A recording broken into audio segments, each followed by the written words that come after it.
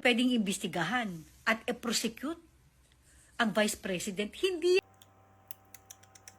At i-guard, pastich at inga.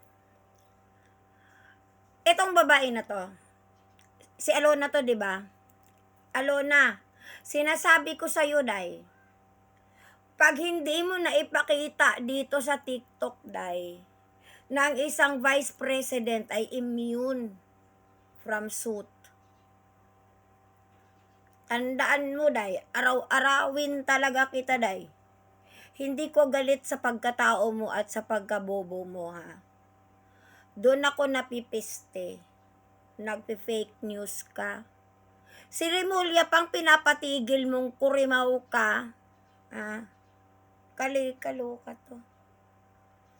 Ipakita mo dito sa TikTok ng isang vice presidente, ha, na kagaya ni Sara Duterte ay hindi maaring kasuhan.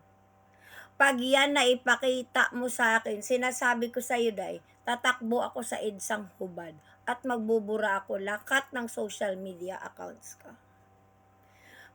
Pero, ha, binibigyan kita hanggang Biyernes, kurimaw kang nagpe-fake news peddling ka dito. Ha?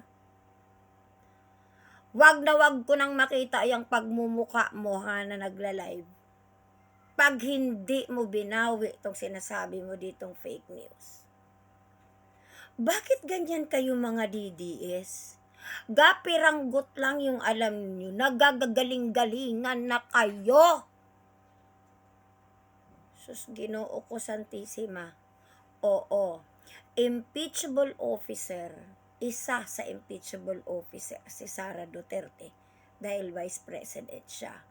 Pero she is not immune from any suit. Hindi siya kagaya ng presidente. Ina mo ka.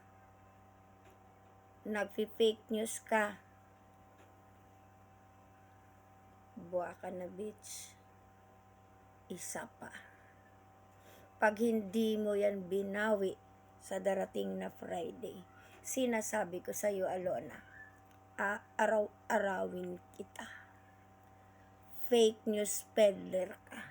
Isa kang DDS na nagkalat ng maling impormasyon dito sa TikTok.